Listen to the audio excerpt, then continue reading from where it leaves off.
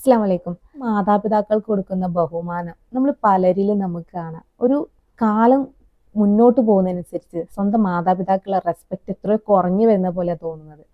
ഇത് കാലം നമ്മളെ കൊണ്ടുപോവാനോ അതോ നമ്മളെ സ്വഭാവ രീതി മാറ്റുകയാണോ എന്നുള്ളത് അത് നമ്മളെ സ്വഭാവ രീതിയിലുള്ള മാറ്റങ്ങൾ തന്നെ ആയിരിക്കാം. കാരണം പിശാചിന്റെ ദുർബോധനം കാരണം നമ്മൾക്ക് ഉണ്ടാവുന്ന മാറ്റങ്ങളായിരിക്കാം. നമ്മുടെ മാതാവിനോട് എത്രത്തോളം നമ്മൾ കരുണ കാണിക്കണം എന്നുള്ളത് വിശുദ്ധ ഖുർആൻ പറയുന്നുണ്ട്. അതെന്താന്ന് നോക്കാം. അധ്യായം 17 സൂറ ഇസ്രായേല് 23, 24, 25. തന്നെയല്ലാതെ നിങ്ങൾ ആരാധിക്കരുതെന്നും മാതാപിതാക്കൾക്ക് നന്മ ചെയ്യണമെന്നും നിന്റെ രക്ഷിതാവ് വിധിച്ചിരിക്കുന്നു. അവരിൽ മാതാപിതാക്കൾ ഒരാളോ അവർ 2 പേർ തന്നെയോ നിന്റെ അടുക്കൽ വെച്ച് വാർദ്ധക്യം പ്രാപിച്ചു കഴിഞ്ഞെങ്കിൽ അവരോട് നീ ചേ എന്ന വാക്ക് പറയുകയോ അവരോട് കയർക്കുകയോ ചെയ്യരുത്.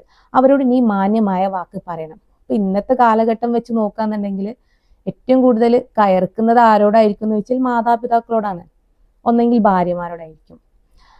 കാരുണ്യത്തോടു കൂടി എളിമയുടെ ചിറക് നീ അവർക്ക് ഇരുവർക്കും താഴ്ത്തി കൊടുക്കുകയും ചെയ്യുക. എൻ്റെ രക്ഷിതാവെ, ചെറുപ്പത്തിൽ ഇവർ ഇരുവരും എന്നെ പോറ്റി വളർത്തിയതുപോലെ ഇവരോട് നീ കരുണ കാണിക്കണമേ എന്ന് നീ പറയുകയും ചെയ്യുക. അപ്പൊ നമ്മൾ മാതാപിതാക്കൾക്ക് വേണ്ടിയിട്ട് നമുക്കൊരു ദുആ ഉണ്ട് ചെയ്യാൻ. ആ ഒരു ദുആ ആണ് ഇവിടെ സൂചിപ്പിക്കുന്നത്. നിങ്ങളുടെ രക്ഷിതാവ് നിങ്ങളുടെ മനസ്സിലുള്ളത് നല്ലവണ്ണം അറിയുന്നവനാണ്. നല്ലവരായിരിക്കുന്ന പക്ഷം തീർച്ചയായും അവൻ ഖേദിച്ച് മടങ്ങുന്നവർക്ക് ഏറെ പുറത്തു കൊടുക്കുന്നവനാണ്.